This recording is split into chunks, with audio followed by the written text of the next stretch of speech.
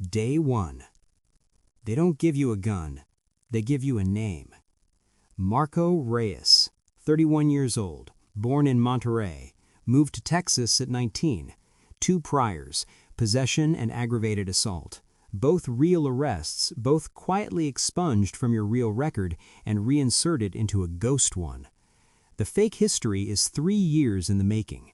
3 years of database work, planted aliases, a rented apartment in El Paso under a name that isn't yours, utility bills, a credit card with 18 months of boring spending on it, a tank of gas here, a grocery run there, a used phone with 2 years of text messages already loaded. You read the file for 6 hours. You go home and sleep as yourself for the last time in a while. Day 7.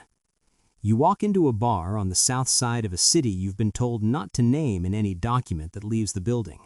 You order a beer, you sit in a corner, and you wait. The man you're there to find sits across the room. He's 44. He runs logistics for a trafficking network that moves fentanyl, weapons, and people across 4 state lines. The DEA has been trying to build a case against him for 9 years. His name is Victor. He's laughing at something on his phone. He looks like someone's uncle. You don't approach him tonight. You're not ready. Tonight is just about being seen. Day 19. Victor buys you a drink, not because he trusts you, because you've been in his bar 11 times in 2 weeks and you've never asked for anything. In his world, that's unusual. People always want something. Men who want nothing are either stupid or patient. You're patient. He asks where you're from. You say Monterrey. He switches to Spanish. You answer in a Monterrey accent you've been practicing for 8 months. He squints, says something about a neighborhood. You describe a street market. He nods. He buys you another drink. You drive home. Your hands are not shaking. That's what you've been trained for. You sit in the parking lot of your fake apartment for 20 minutes anyway. Day 31. Victor introduces you to his supplier. You're in the back of a restaurant that doesn't list a menu online. 3 men at a table. 2 of them are watching your hands. 1 of them is talking. You listen more than you speak. You answer questions without volunteering anything. You've been taught that silence is the most credible thing you can offer. People who lie fill the quiet. You let it sit. They give you a small job. Drive a package from a storage unit to an address 14 miles away. Don't open it. Don't be late. Don't stop. You deliver it. A surveillance team photographs the recipient. That photograph will become an indictment 18 months from now. You get paid $1,200 in cash. You log it in a report you'll write at 2 a.m. in a parking garage with the engine running. Day 48.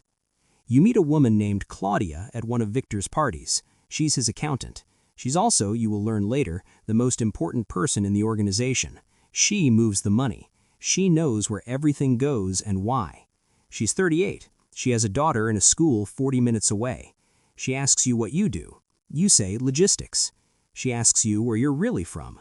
You say Monterrey. She says she has family there. She asks which part. You name the right street. She relaxes. You go home and stare at the ceiling. Claudia is not a target yet. You report the contact anyway. Day 63.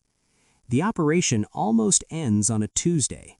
A cop 2 jurisdictions over runs your cover name through a system he shouldn't have access to. The query gets flagged. Your handler calls at 4 a.m. There's a 40-minute window while they determine whether the query was routine or deliberate. If it was deliberate, you have to be out of the city before dawn.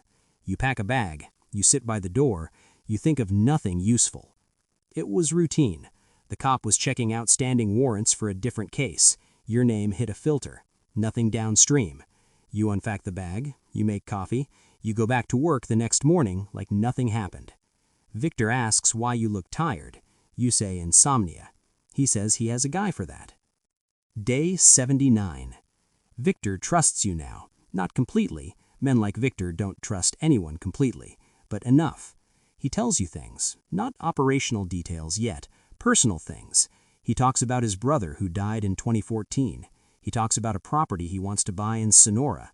He talks about the organization the way a middle manager talks about a difficult employer, with affection and irritation and the specific loyalty of someone who doesn't know how to imagine a different life. You listen. You remember everything. You write it all down later. The problem with deep cover, the problem nobody explains well in training, is that the longer you're inside, the harder it becomes to maintain the hatred that keeps you oriented. Victor is not your friend. Victor is a man who has caused immeasurable harm to a number of people you will never meet. You know this. You hold it consciously, deliberately, the way you'd hold a compass in fog. Some days the fog gets thick. Day 91. Claudia figures it out. Not all of it. She doesn't know you're law enforcement, but she knows something is wrong. She tells Victor you ask questions in a pattern that bothers her, that she listens differently from other men, that nobody from Monterey says a certain phrase the way you said it last week. Victor passes this information along with a smile. He says Claudia is paranoid. He says she's always like this. You laugh. You agree. You say something dismissive and change the subject. You call your handler from a payphone at midnight. You tell them what happened. They say you have 1 week. Get what you can, then get out. Day 100. The arrest comes at 6 a.m. 41 people, 3 states, 17 months of work. You're not in any of the photographs. Your name is not in any press release. The Attorney General holds a conference. He uses words like unprecedented and historic. He does not mention Marco Reyes.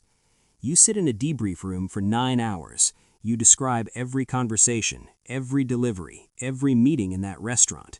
You describe Claudia. You describe the girls' school 40 minutes away that Claudia mentioned once, and that you reported, and that the analyst cross-referenced with 3 other data points to locate a secondary safe house. You drive back to your actual apartment. Your actual name is on the door. It feels wrong. It takes 2 weeks before it stops feeling wrong. The case goes to trial. 17 convictions. Victor gets 22 years. You're already on the next one.